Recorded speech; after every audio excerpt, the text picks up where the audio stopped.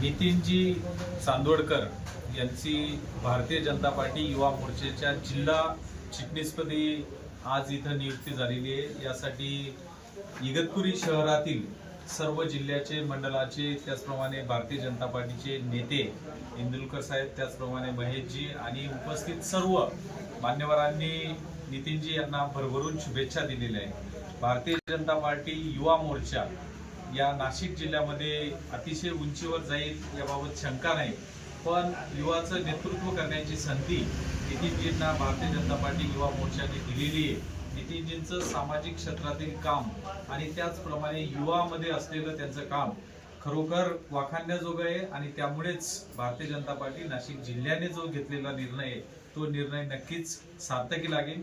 मी Bharatiya Janata party Nashik जिल्ह्याच्या वतीने नितीनजींना मनापासून शुभेच्छा देतो आणि भावी वाटचालीसाठी शुभेच्छा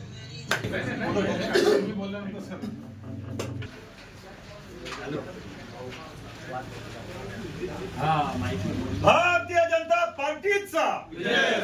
मी महेश श्रीमाळ, भारतीय जनता पक्ष महाराष्ट्र प्रदेश राज्य परिषद सदस्य। आज आमचे लहान बंधू नितीनजी चांदोडकर यांची भारतीय जनता युवा मोर्चा नाशिक जिल्हा सचिवपदी आमच्या भारतीय जनता पक्षातर्फे निवड करण्यात आलेली आहे। युवा मोर्चा हे अतिशय ॲक्टिव्ह असं भारतीय जनता पक्षाचं एक मोर्चा आहे।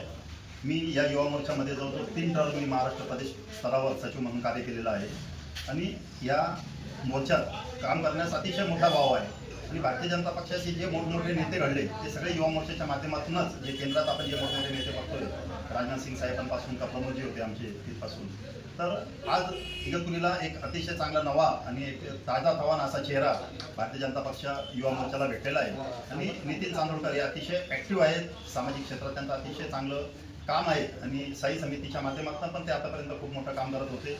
युवा वर्गात त्यांचा खूप मोठा असा प्रभाव आहे आणि तो बघता आम्ही भारतीय जनता पक्षातर्फे त्यांचं नाव जिल्ह्यात सुचवलं होतं आणि त्यांची निवड आज झाली, त्यांना आज पत्र दिलं गेलं। मी भारतीय जनता पक्ष संपूर्ण महाराष्ट्र प्रदेशातर्फे, नाशिक जिल्ह्यातर्फे तसेच इगतपुरी शहरातर्फे त्यांना भरभरून शुभेच्छा देतो आणि भविष्यात ते नक्कीच मोठमोठ्या उंचींना गाठतील अशी अपेक्षा व्यक्त करतो। जय हिंद, जय महाराष्ट्र।